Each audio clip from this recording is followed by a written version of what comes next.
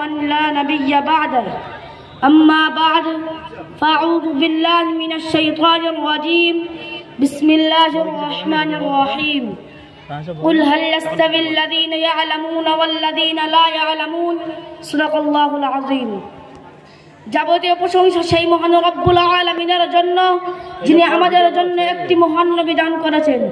শতকোটি দরুদ সালাম অবতীর্ণ হোক মহানবী হযরত মুহাম্মদ মুস্তাফা সাল্লাল্লাহু আলাইহি ওয়াসাল্লামের উপরে।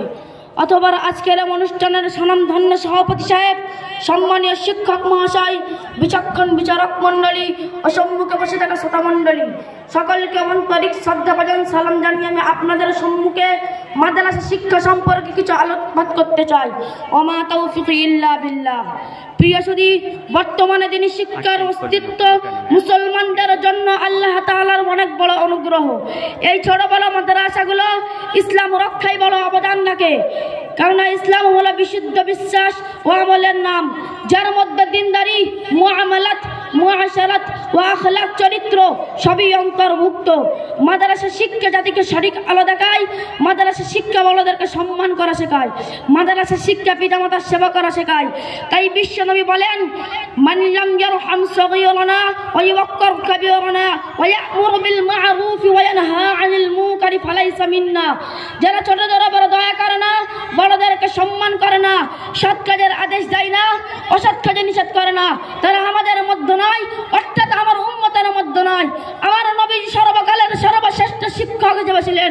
তাই বিশ্বনবী বলেন, আনা বুইস্তু মুআল্লিমা, আমাকে শিক্ষক হিসেবে পাঠানো হয়েছে। শুধু তাই নয়, মাদ্রাসা আমাদের কি শিক্ষা দিয়েছে? মানুষ মারা গেলে মানুষের সব কিছুই মারা যায়, কিন্তু তিন ধরনের আমল মারা যায় পরে কাজে লাগে।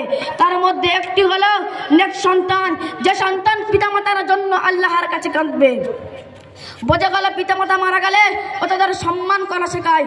এই মাদ্রাসা শিক্ষা ভাই বোনের অধিকার শেখায়, প্রতিবেশীদের সাথে সৎ ব্যবহার শেখায়, এতিমের সাথে কি ব্যবহার করতে হবে, গরিবের সাথে কি আচরণ করতে হবে, এসব কিছুই আমরা মাদ্রাসা শিক্ষা থেকেই পেয়েছি।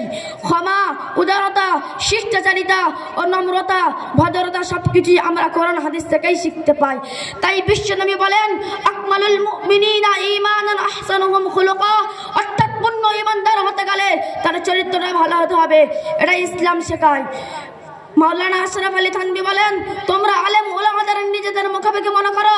যদি বিষয়টি এমনই হয়ে থাকে তাহলে তোমরা মাদ্রাসা সাহায্য করা বন্ধ করে দাও, সবাই একজোট হয়ে সহযোগিতা করা বন্ধ করে দাও। আল্লাহর প্রতি কৃতজ্ঞতা, আলহামদুলিল্লাহ আমাদের সামান্য পরোয়া নেই, আমরা ভিন্ন পেশায় নিযুক্ত হব এবং অর্থ উপার্জন করব, কিন্তু তোমাদের সন্তানদের অবস্থা কোথায় গিয়ে দাঁড়াবে? হয়তো তারা ধর্মহীন অথবা ভিন্ন ধর্ম দীক্ষিত হবে। তাই প্রিয় সুধী, এই মাদ্রাসা আমাদের সঠিক রাস্তা দেখায়, এই মাদ্রাসা আমাদের নামাজ পড়ানোর জন্য ইমাম দেয়, এই মাদ্রাসা আমাদের জানাজার পড়ানোর জন্য ইমাম দেয়, বিয়ে পড়ানোর জন্য একটা যোগ্য আলেম দেয়। এই মাদ্রাসা না থাকলে আমরা এসবগুলোই হারাবো। তাই মহান রব্বুল আলামিন বলেন, কুল হাল ইয়াস্তাবিল্লাযীনা ইয়া'লামুনা ওয়াল্লাযীনা লা ইয়া'লামুন। নবীজি আপনি বলে দিন, জ্ঞানী এবং মূর্খ কখনো সমান হতে পারে না। তাই মহান রব্বুল আলামিন আমাদের সবাইকে মাদ্রাসায় পড়ে ইলম শিক্ষা করার মতো তৌফিক দান করুন।